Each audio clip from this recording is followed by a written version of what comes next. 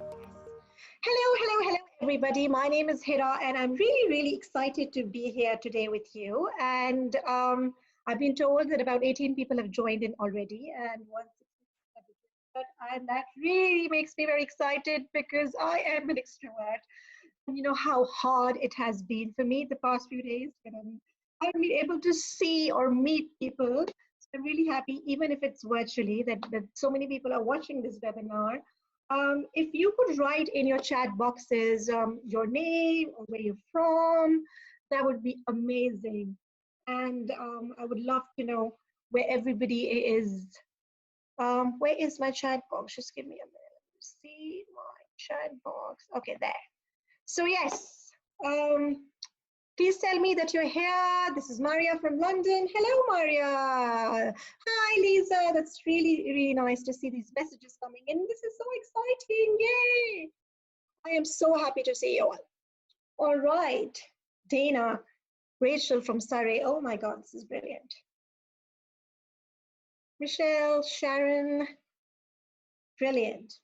Debbie, Rose. I hope I'm pronouncing the names correctly, but if I'm not, please excuse me. From West London, yay, Karen, Eileen, Lucy. Perfect. So I am going to not waste more time and I'm going to get going with the Stella, yay, Sarah. So good to see you all. So I'm going to give a very short introduction about myself. My name is Hira and I am a leadership trainer, coach, and a career coach, an author, a writer. I write a lot, especially in the last 2 months in lockdown. I've literally written so many articles because it's been very therapeutic for me. These are my social media handles. So if you like what I'm saying, if you want to tweet about it, if you want to follow me, please go ahead and do that. I would really like it. Hi, Nikki. It's really nice to have you all. Amanda, everybody, it's really nice to have you all. So these are my social media handles: Giving Wings to Your Potential, Advancing You, and LinkedIn. I am on LinkedIn as Hira Ali Coach, and I'm very active on LinkedIn and quite active on Twitter too, and Facebook and Instagram. Not very active there, but yes, not too bad. So anyways, these are some of the places where I have been published in the past 4 years. And I am really excited because in the last 2 months, I have a lot of more companies and more brands and more media publications have been added to this list. I'm really excited about that. So I haven't updated that, but yes, these are some of the places where I've been published. And now let's begin what we are here for. Now, I started my career back in Pakistan about 15 years back. And I started, I was an HR manager there and I was doing really well. My career was doing really well. I was getting promotions, I was earning well. Then we decided to move to Dubai because my husband decided to move to Dubai for better job prospects and opportunities. So after building my brand in Pakistan for the first time, I moved to Dubai, and that's where I started building my brand for a second time. And I didn't really know anybody in Dubai. I did have some contacts, to be honest, from Pakistan, so it wasn't that bad. But yeah, that's what I did. I started building my brand, and I didn't think I would work because I delivered a baby, and there wasn't really one in my immediate family over there. And I thought I can't really leave the baby at home. I didn't know how it would figure out keeping nannies and stuff. So I said, okay, I'm going to do freelance business. I'm going to start my own business. And I started training and coaching, and that was really good because, as you know, Dubai is tax-free. It was really very simple. I was earning very well, and obviously it did take me time to build my brand. It took me about 3.5, 4 years to build my brand. And finally, when I was earning very well, we moved to London because my husband again moved because of his job. And yeah, so in London, I had to start my brand and my business for a third time from scratch. And this time it was really difficult because I was not used to a lot of things.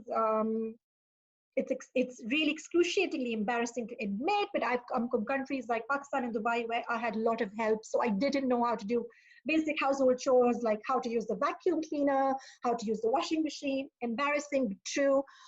So literally, other than starting my business from scratch, I also had to learn all these things. I wasn't much of a walker. I literally, I had a car all the time, I had a driver. So that was again a huge shift. for me and my family.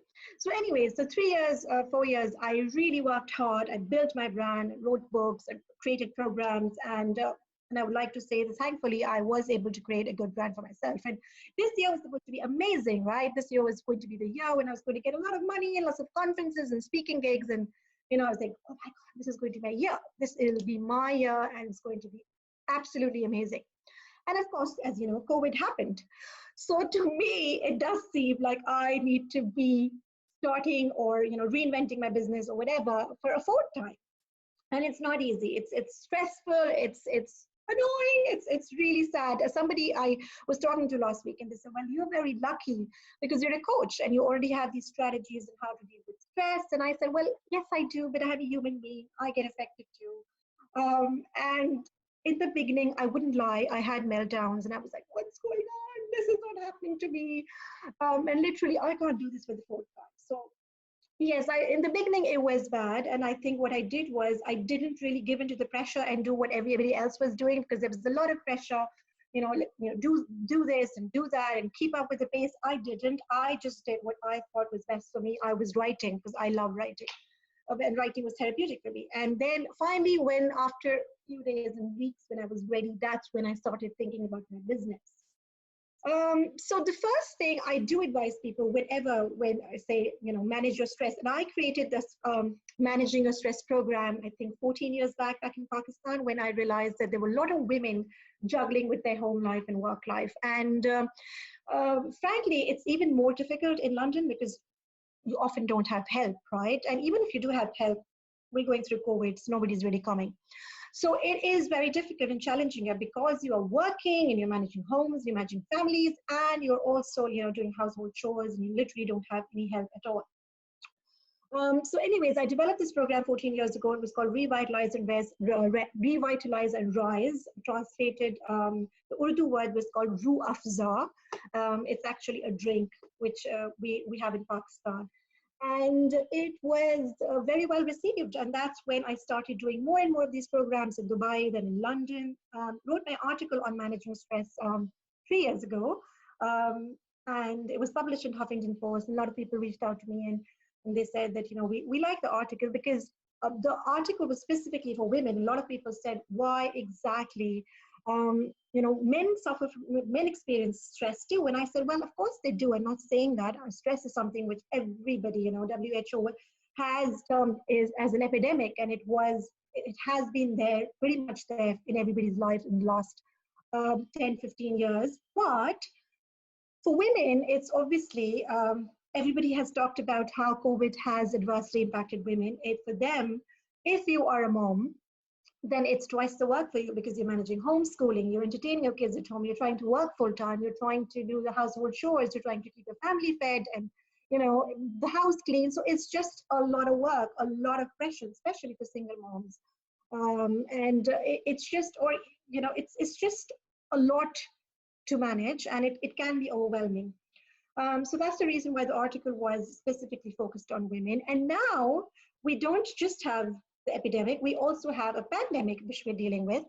So of course it makes matters a little worse.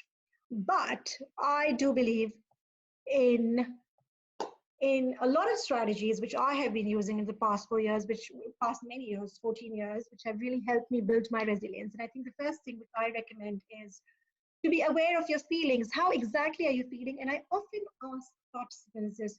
By the way, if you have any questions, please do feel to write those questions down in the chat box and I'm going to answer, or you can raise your hand and I would love to answer your questions.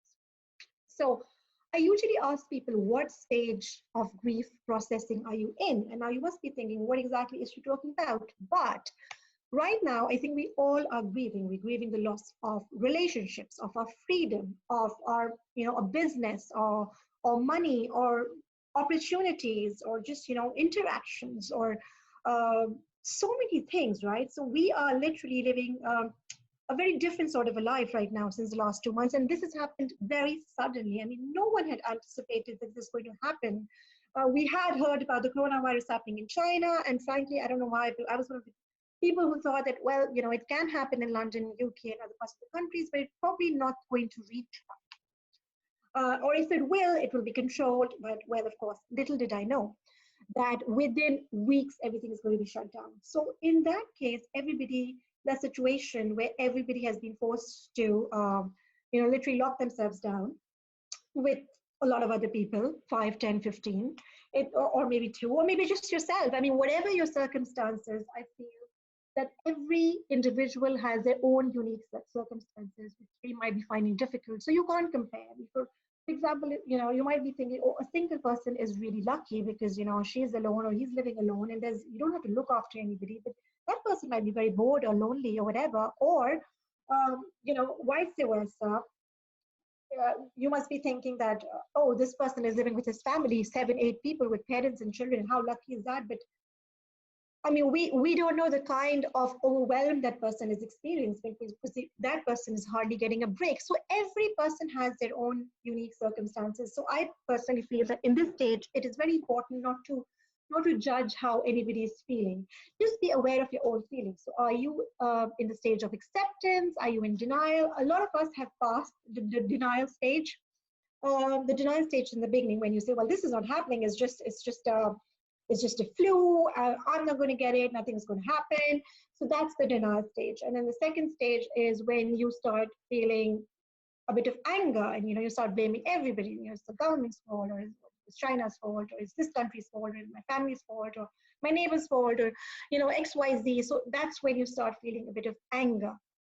And then when the anger starts to settle in, you come in the stage where you start bargaining and you say, okay, well, you know what, this is happening, I can't ignore it anymore, and I think I'll have to strike a bargain.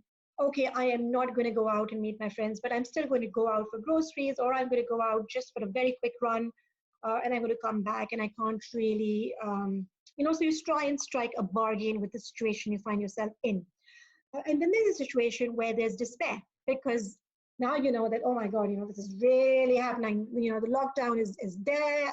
It's been happening for weeks, and there's no way out of this. And so that's when the despair sets in. And then the final stage is finally acceptance, when you start accepting that this is how it is, and this is probably going to be how it is for the next few months, possibly even a year. And I always feel that human beings are extremely flexible and very, very adaptable. So eventually we do start adapting ourselves to whatever that new schedule is, or whatever the new norm is. So very quickly, if you could tell me, what stage of the grieving process are you in? Are you in denial? Are you still in denial? Are you angry? Are you bargaining? Are you accepting it? Are you in despair? And let me tell you one thing, that most of these stages, when this grief model was developed by the doctor, the psychologist, when she wrote the book, Dr. Ross, she said that this is what you do. This is the pattern you follow. But then we realized, and I mean, everybody realized around her, and people started reaching out to her, and they said that this is not possible, because sometimes we feel an influx of emotions. We feel a lot of things. Yes, double griefs. Oh, I'm so sorry to hear that. I am really sorry. Yes, it's terrible if you've also lost a family member. I'm sorry to hear that.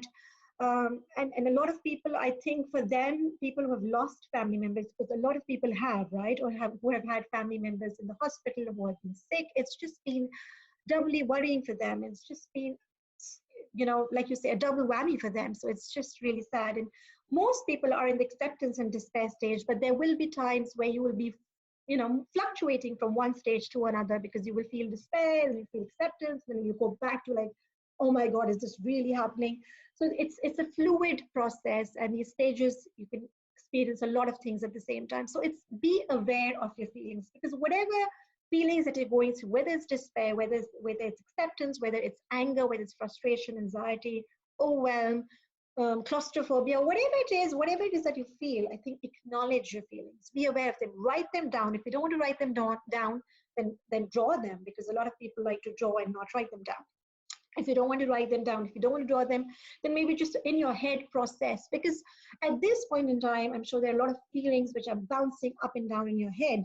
And a lot of fears and a lot of, right now I have about 15 stressors, which are like, which make me very anxious. There are different things which I'm worried about right now. But obviously, I know that at this stage, it is not very helpful to talk about all the things. So I'll probably pick up one thing, which is something which is obviously worrying me the most. And then I'm going to write it down. And I know that right now the situation is uncertain and there's not much you can do about it, but at the same time, you can take that one little step which you on your own can take to achieve whatever it is that you want to do, whatever it is that you want to get to, or whatever it is that's going to help you in overcoming that stressor.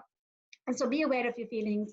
And then it's very, very important to, I was feeling acceptance recently, frustration and despair. Yes, that's very natural, very, very natural. Um, and yeah, so once you acknowledge, be aware of your feelings, it's important to acknowledge your feelings. Do not dismiss them, because this is really important. A lot of mental health problems arise from the fact that we say, oh, you know what, I should be grateful. I think people have it worse off than me. And we all know that. I really strongly propagate and advocate, gratitude and positivity. But do understand that some days you will get up and you won't feel grateful, or you won't feel that happy. And that's all right, because you're going through a stage where you can't always feel positive and happy and grateful. So if you are not feeling up to it, and if you don't feel that grateful, don't punish yourself. I mean, just take your time. In fact, I encourage wallowing in despair. So if you want to wallow in despair for a day or two, eat junk, eat chocolate, do whatever you want to do it, if that makes you feel better. But then move on from the stage. I wouldn't recommend you staying in that. Acknowledge your feelings, give respect to your feelings, and do not compare to others. I know there are people who are worse off than us, definitely. But right now, if you're feeling really bad, then just give yourself some credit. Know that it's hard, and you're doing a great job. So, and give yourself time. And then once you're ready, move on. But I would highly recommend that after staying in a stage for a while, try and move on. And how there are different strategies to do that was find support groups. And whenever I am talking about imposter syndrome, or perfectionism, all these women-specific challenges I usually talk about in my book, which I published last year, called Her Way to the Top, A Guide to Smashing the Glass Ceiling. And in that book, I talk about finding other infected people. Now, I wrote that book last year, and I'm not going to use that word casually, because, of course, at that time, I meant find other people like you who are suffering from imposter syndrome or who have confidence issues. But right now, we have real infected people and people, who are dying. So I'm not going to use that word carelessly or irresponsibly, but yes, do find people who are like you and find support groups. And luckily for us, they keep on saying that we're in this together. And that's true, because this is probably the first sort of a unique sort of a crisis in which everybody across the globe is more or less in the same position as you are. So you will find lots of support. And there could be people, everybody is in the same stages. There could be people who are in the acceptance stage, there are people who are in the denial stage, there are people who are early adopters, there are people who are early majority people who are still trying to adapt to things, who are still trying to cope, or there are people who are really energetic and they really want to make the most of it. And do understand this, that everybody has their own coping mechanism. You have to find a group which suits you. Right? Because, for example, there will be people who will be super excited, motivated about everything, and they will find time to do things. And that's how they are, that's how their mechanism works. That's how their coping strategy works, right? And that's okay. If you are like them and if you think you want to be like them, maybe join that group. But if you're not like them, then don't hang around with these people, because they might frustrate you. So hang around with people who are similar to you, right? But also, I would also make this point here right now, that sometimes it gets tempted to get very carried away. So if you are aspiring to be better, so then, for example, if you are in a certain stage right now, and if you want to be at a certain stage, then join at the stage where you can most associate with people and you can relate to people with, and then try and moving on to the stage where you want to, and try and move on to those groups if you want to move forward, because then those are the groups that are going to motivate you, inspire you, encourage you. So that's the reason why it's so important to be aware of exactly where you are in this grand scheme of things, and then accordingly find support groups. And then virtual check-ins are a really, really, really good idea. I always recommend virtual check-ins.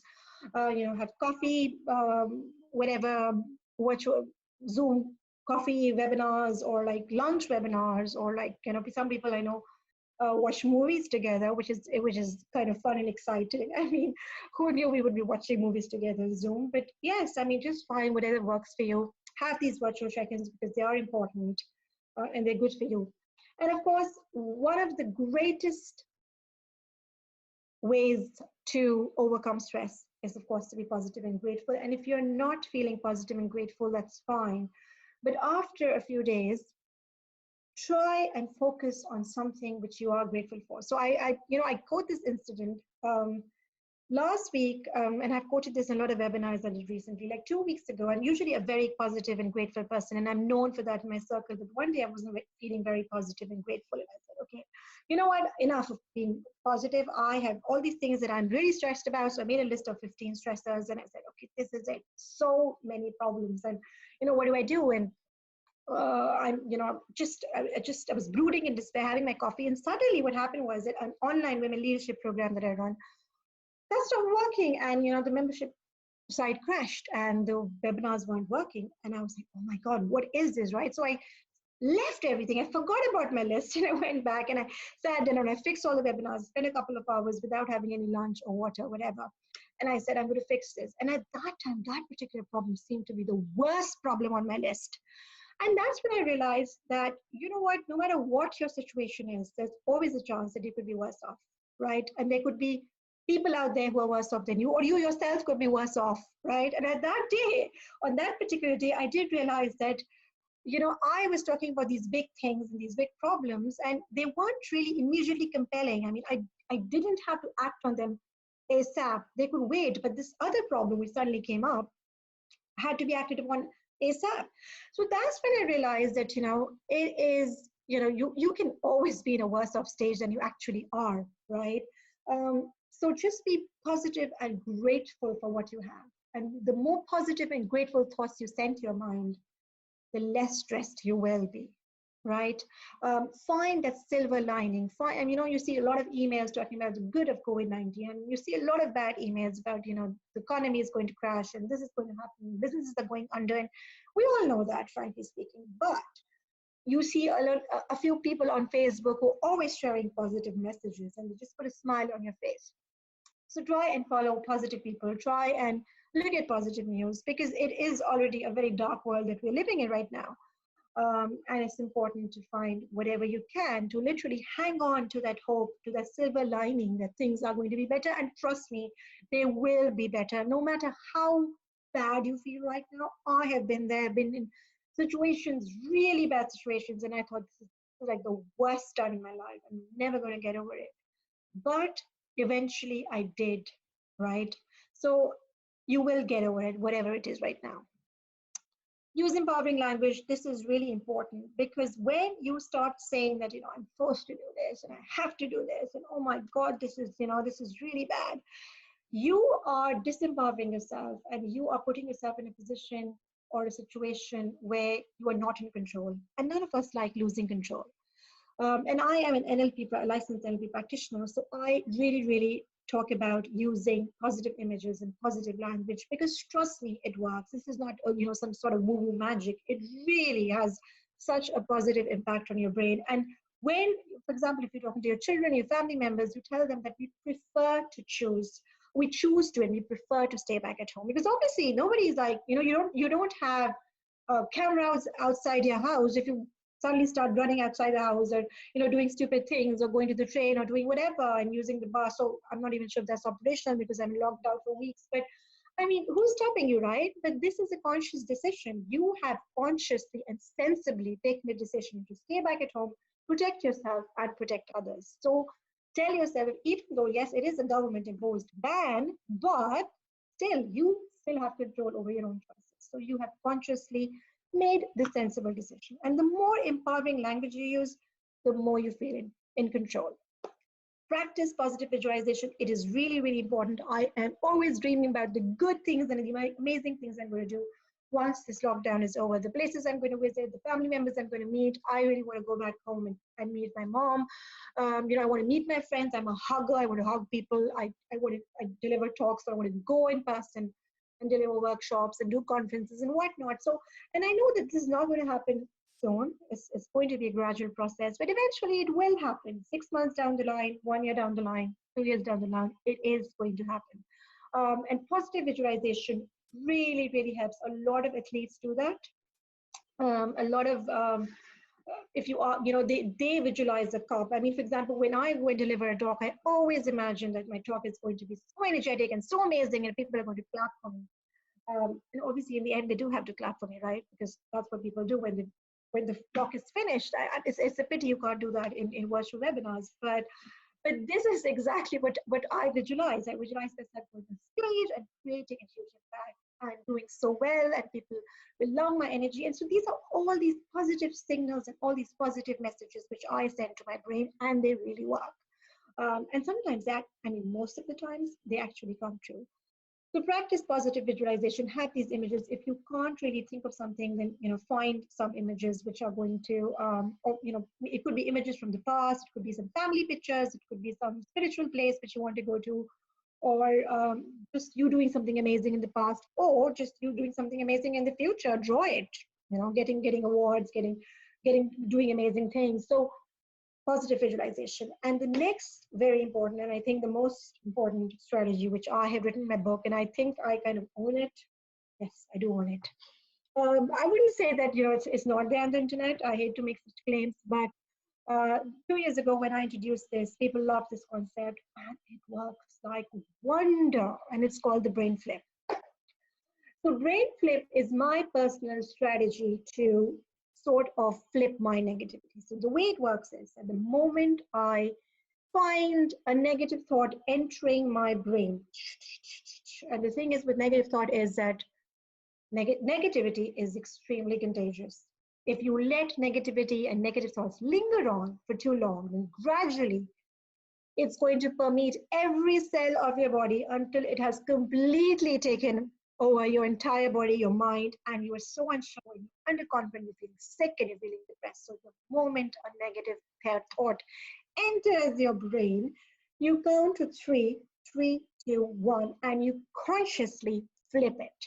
That is so important. You consciously flip it with a positive thought. So for example, instead of saying that, oh my God, I'm in lockdown in my house and I'm frustrated, and this is really bad, just say that I'm safe at my place. I have food in my fridge, I have nice clean water to drink, I have a roof over my head, I have a bed to sleep on, I am safe, right? So this is what, or if you're feeling nervous about it, about your business, about how things are going to go on, who is going to sustain you, what's going to happen, just flip it and make it positive. Because honestly, the fact that we're all in this together is really helpful, right? Hopefully, we all will never have to see a day where we go to sleep without having food or water, or so, and hopefully for none of us, this day is never going to come. So that's the bright side, that's the positive side, that whatever it is, I'm going to handle it. Whatever it is, it's going to be fine. Because you know what, nobody can really promise how the situation is going to be or what the external challenges are going to be like. But if you master your internal challenges, but if you master your doubts and your stress and you build resilience, and no matter what is happening outside, you will be okay. And also hit the mental delete button if you have some horrible thoughts or horrible people, because people sometimes are very horrible. Admittedly, during the stage, people are biting, people are really angry, they're frustrated. So they are sometimes negatively venting out on each other, which is fine because everybody has a different coping mechanism and you don't know how lonely or frustrated that person is. So if anybody is frustrating you, then just hit the mental delete button. I mean, yesterday I was literally having a long argument with this person on LinkedIn. And I just went on and on. And then after a while, I realized that, you know what? I went to the person's profile and was like, I need to stop this because I do not have the energy to, because some people are like energy vampires. They literally drain you of your energy. So you have to select a point where you say, okay, this is it. This is the point where I let go. And I'm not going to listen to anybody, or I'm not going to let this person irritate me. And you let go, you consciously let go, no matter what that person is for. You say, you know what? I have mentally hit the delete button in my brain. And you literally go and delete that button in your brain, right? If you want to physically go and block that person, no one is stopping you. But I usually do mental deletes in my brain, which is super helpful. And that really, really helps, because you're like, okay, this is it. This is my conscious decision. Now, no matter what's happening in that post, in that thread, I am not going to react anymore. So hit the mental delete button. That really helps. Take a conscious decision to step away. Yes, I'm sorry. I just saw that neuro-linguistic programming. NLP practitioner is neuro-linguistic programming. And that's in neuro-linguistic programming, you say, you literally, there's a lot of emphasis on using empowering language and using positive visualization. It's all about changing the thought patterns in your brain to think more positively. And that's really, really helped me, because 3 years ago, I was, or maybe, no, not really 3 years ago, 5 years ago, I'd lost my father. I was in a very bad stage. Usually I'm a very kind and considerate sort of person, but I wasn't. I literally hated everybody at that point in time. And that's when I took up coaching and NLP, and that really helped me in looking at people from a different point of view and looking at people with a new light in my eyes, because it really does teach you empathy. Practice compassion, help others, because again, and I know you must be thinking that, these are all, I'm going to get to more specific steps in a bit, but these are some of the indirect ways which are going to really help you de-stress yourself too. And these are easy. I mean, you can literally, sitting at your home, you can connect people to the relevant people. I sometimes sit down and I just coordinate food campaigns for people in different groups. And I say, okay, this person needs this food, let's connect them together. This person needs this, even though I can't go out, but I can still, sitting from the comfort of my home, I can help people, right? Or I can, do a pro bono coaching call for somebody, or I can do a webinar, which I will do it absolutely free, because I feel that people need it at this point in time. So when you're helping others, when you practice compassion, it really helps you, because a lot of time we feel stressed because of other people. I mean, I don't know about you, but a lot of times I get stressed because somebody angers me or frustrates me, or somebody is just so annoying, and it happens, right? And during this stage, when you're in lockdown, what do you do? How do you deal with these annoying people? So just understand that, again, I'm going to repeat this again. Everybody has a different way of reacting to things. So maybe, we get so angry and frustrated, and we say, oh, people are so selfish, they're hoarding, and, they're not being considerate. And, we have all these frustrations and judgments about people. So do understand, and I'm not defending those people. What I'm saying is that people will react in the way best known to them. And most people react in a way so that they can self-preserve, they can self-protect themselves, or they can, they can save themselves from a danger, or they can, and so people react in really rubbish ways sometimes. And the main interest just is to help themselves or their family members. And granted, sometimes it's selfish, but they don't know any better. So if they're irritating, you just understand that they're not you. They have a completely different way of viewing things. It's like those tinted glasses, right? When you wear those blue tinted glasses, the world is blue. When you wear yellow, the world is yellow. And this world, everybody is wearing, different shades of their own color. So everybody's going to see the world. Everybody's going to react, respond in a way which is best known to them. Of course, adjust expectations, perfectionism and gatekeeping. I do see a lot of women attending this webinar, and I have recently, yesterday, only published an article on perfectionism and gatekeeping. I talk a lot about this in my book. As women, I don't know if you're a type A women, but type A women are women who are very ambitious and who are multi-potentialites and who like to do a number of projects at the same time, and they want to do certain things in a certain way. So they are perfectionists, they are, they're gatekeepers. For example, they won't let anybody in their kitchen. They want their kitchen in a certain way. They want their bed made in a certain way. And frankly, it's very exhausting, not just for us, but for people around us, especially when you're in a lockdown, when you have, so many other people living with you. So make your life easy and delegate chores, have a chore list, and 10 people do it. Even if they're not doing a great job at it, that's absolutely fine. I mean, honestly, make your life easier and let go of perfectionism.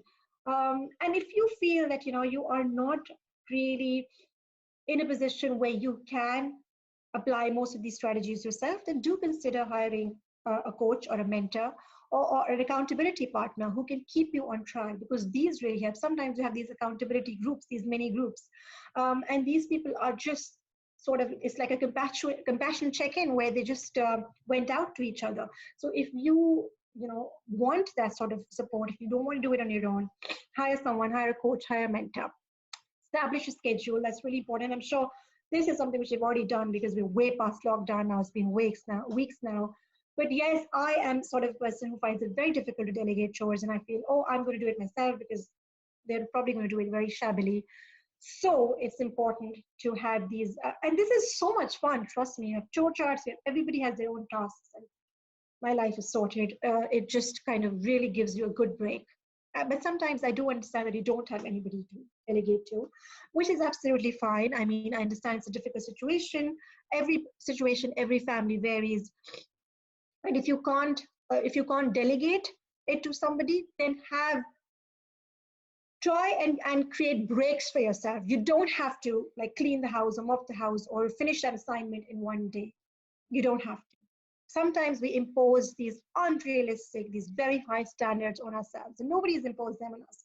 We ourselves have imposed them on ourselves. We say we have to do this because I don't know about you. I have a huge fear of missing out. I'm like a walking, talking FOMO person in action because I like everything in my life is pretty much governed by FOMO. Oh my God, I don't want to miss out on this. I want to miss out on that. Because of that, I sometimes exhaust myself. But now I have learned to take it easy. The lockdown has helped me, and of course, my own self-coaching has helped me too. But I used to be like that. I have to finish this today. I have to get this done today. There's no pressure. Just take it easy. Do it at your own time. Minimize decision fatigue. That is really important. Because every day we take about 35,000 decisions. And if you have a family to take care of and children to take care of, then you can't really create fancy meals. I mean, if you are one of those who's creating fancy meals every day, I respect you. I appreciate you. This is really amazing. But I'm sure even you cannot do it on a regular basis 3 times a day, right? So give yourself a break. Try and minimize decision fatigue by making something standard. For example, what to make for food or, things like that. Try and minimize that. Try and standardize them and say, okay, this is what we're going to have on Monday and Tuesday. This is what we're going to have on Thursday and Friday. And the more standard, more routines there are in your life, the easier it's going to be and the less stressful it's going to be. Of course, plan meals, allocate workspaces into different family members if you can. And this is the most important thing, is that you hit the pause button frequently during the day, because we are going through a really, and even if you have it sorted, we do understand that we're going through a really difficult time, right? And of course, we can get over it. You might not be processing it right now. You might process it later, or you might have already processed it, or you're in the stage of processing it. Whatever stage you're in, it is a difficult time. It is a unique time. Do acknowledge it. Do not dismiss that, and hit the pause button during the day just to, read at some random jokes or play with your child, or, do something which you enjoy, right? That's really important, whether it's drawing, whether it's painting, whether it's coloring, whatever it is that you like doing, gardening, whatever you can do in this lockdown stage, do it. Do it like twice or thrice a week, because that's really invigorating. And of course, get enough sleep, because that's really important. My favorite is of course, laughing heartily and often. I get these laughter fits, which are crazy. My husband often films them, and they're excruciatingly embarrassing. I mean, I think if I play that video, then everybody's going to start laughing automatically. But I do get these laughing fits, especially when I'm very stressed. But I try and do them regularly. I mean, I'll watch a comedy show, I'll watch something funny, or I'll do something crazy with my son. This is important. The more you laugh at all, because laughing therapy is the most underrated de-stressing therapy out there. So try and spend time, laughing on stupid jokes and memes. There's so many coronavirus memes, and we have a group of friends, and we share these. And some of them are very stressed, and they're going through a really bad time. And sometimes we're conscious about sharing the memes, but then the same people would share jokes in the group, because you know what? Everybody has it tough, and the way you can get through this is by laughing it off, honestly. And I do get self-conscious and say, I mean, is it even good? Because it is a really bad place that we're in. Millions of people are infected, thousands have died. It's really sad situation. But please do not feel guilty about using humor, because as an individual, you need that, no matter how stressful your situation is. Oh, okay, sorry. Yes, I will, definitely. Oh my God, yes, that's the thing I do. I get excited and I speak very fast, so I am going to speak slowly. So yes, laugh as much as you can. Use relaxation techniques and calming mantras. And I am going to be very realistic here. I'm not expecting you to do something really exotic or something really luxurious, because none of us have the time. We don't have the resources, right? I know my frustration is when I go to YouTube and I Google relaxation techniques, they usually show this women, right, sipping cocktail and looking at this beautiful beach. And I'm like, really? I don't have that right now. I mean, even in the best of days, I don't have that. If I open my window, I don't see a beach, or I don't see greenery, or I don't see anything. I don't have a view, right? So what do you do then? So you have to find ways which best work for you. So whether it is meditation, and I'm going to share a kit which I made, is called a Survive and Thrive kit, in which there are lots of links to different meditation techniques and relaxation techniques and calming mantras. So I am going to share those techniques with you, those links with you. Just pick one of them up and then just see whichever works best for you, right? And use them. I'm not saying do it thrice a day or like every day. Just do it whenever you can, maybe thrice a week. So let's keep it realistic, because the more unrealistic you will be, the more difficult it's going to be. Now, the last few minutes I want to take doing this. Okay, so Chandel, if you're watching, could you I don't want to do this in front of you. It's kind of embarrassing because these exercises are going to be really very ready. So this is one thing which you can do, alternate nostril breathing. This is really good. If you want to just take a breath and relax yourself. If you're feeling too overwhelmed, just sit down calmly in any corner of the house that you find in, and just do this alternate nostril breathing, right? And after that, I would recommend you to do is right now. I can't see you because the videos are off, and I don't want you to see me because it's going to be embarrassing. But I would really recommend you to do these exercises while sitting in your laptop, and I want you to do them right now. So these are some facial expressions which you can do. Okay, I have stopped my video because I want to save myself from the embarrassment, but let's just do it. Just take like 5-7 minutes, the last few minutes I have, to do these expressions and to do these things. It's going to be really nice. So open your mouth and stick out your tongue. And I hope you're doing it right now because I can't see you. You know, put your fingers across your forehead, act silly, scream loudly if you can, like literally open your mouth and scream like, ah, it really helps. Oh my God, it's energizing. And I think you could do it with your family too, but please be careful of the neighbors, of course. I don't want people reporting you. So just be careful when you do it, but do it. It's really, really good. These facial things, facial expressions are really very exciting. The hand massages are usually recommended, and they're really good because, you know, you can, the whole day you're working on your laptop or you're working on something and you're not really moving as much. So sometimes your hands get tired. So do these massages as much as you can. During the day, just once a day. If you can't do it once a day, try and do it 3 or 4 times a week. But this is really relaxing. You know, pull your fist out. And I hope you're doing it right now because I really want to do it right now. I want you to stretch. I want you to do these facial expressions. I want you to do these hand massages. And I want you to do head rolls, which are really amazing. So I want you to go clockwise, right, and then anti-clockwise. And then do these, and I'm sure you can hear your neck cracking and these different sounds from your neck, but this is really good. Do these head rotations. Yeah, I hope you're doing it with me. Really hope. Okay, shoulder rotations are so amazing. They are so de-stressing. So right now, wherever you are, sitting on the sofa or on your chair, whichever part of the house, and this is something which you can do sitting down. Do these shoulder rotations. They're really good, really good. Stretch your neck high up, you know, literally pull yourself up. Yes. And then this is again really good hand stretch. Really, really nice hand stretch is going to really relax you. And I hope you can tell from my voice that I'm doing it with you. I do hope you're doing it with me as well. Shoulder release is really, really good. It's so good. I hope you're doing it right now with me. I really encourage you to do it with me.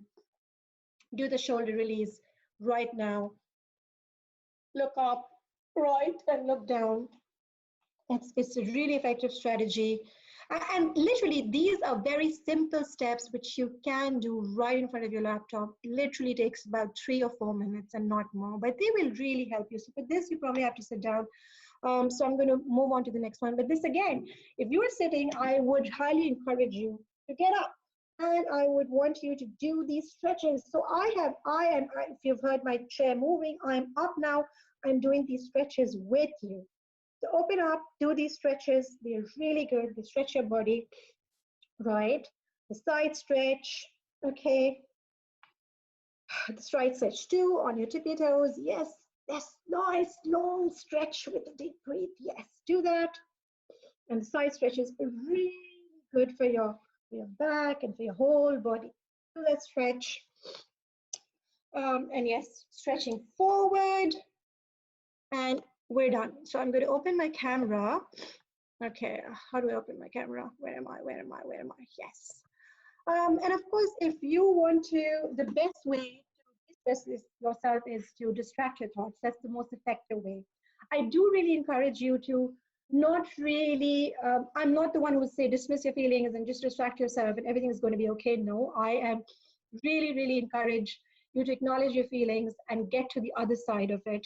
But at the same time, when it's too overwhelming, when you're too stressed, best strategy is, of course, to distract your thoughts and watch a movie, go and cook, paint, read a book, whatever it is that's going to distract you, do it. And then if you're not the sort of person who is very good with mindfulness and meditation, because we have all sorts of people in this world, right? So some people don't respond well to mindfulness and meditation. So instead, try and fill your mind with happy and positive thoughts, meaningful thoughts, which are going to make a difference, something which is really going to help you be in a better place. It could be an old memory, it could be a future visualization, but whatever it is meaningful, it is happy, it's your comfort place. It really helps you in getting where you want to be.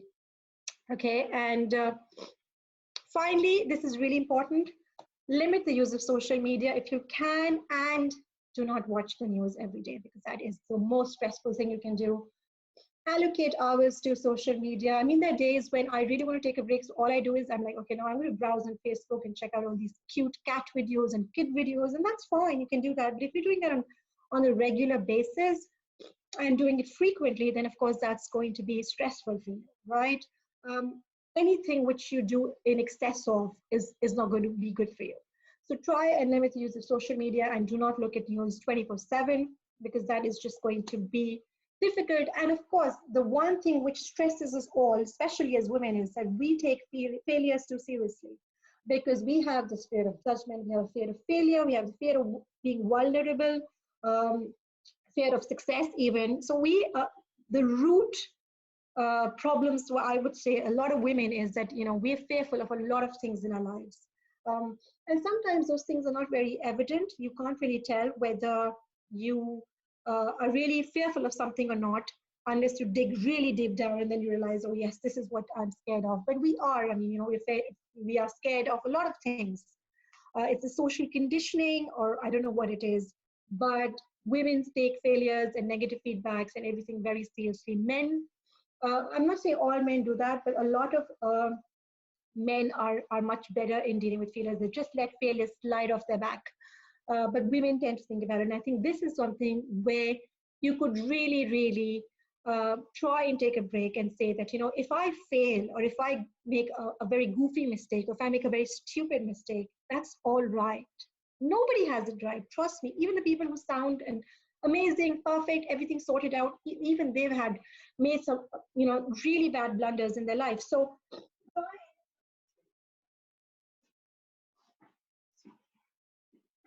try and reconsider your perception of failure. Consider it as a temporary roadblock, because the more you think about what other people are going to think, what other people are going to say, the more stressed they're going to be. So yes, for a minute, it's fine to think about what other people are going to say and to be scared of failures. That's fine, but after that, just move on, right? And just reconsider this. If you're failing and if you're trying new things, because chances are that you might need to reinvent your business. You might need to try out new things. You might need to look for new jobs. You might need to look for creative ways to make money and sustain yourself, right? And there will be always this possibility that you will fail. But failure is really good for you. And I cannot say this literally, because it teaches you things which a success never will.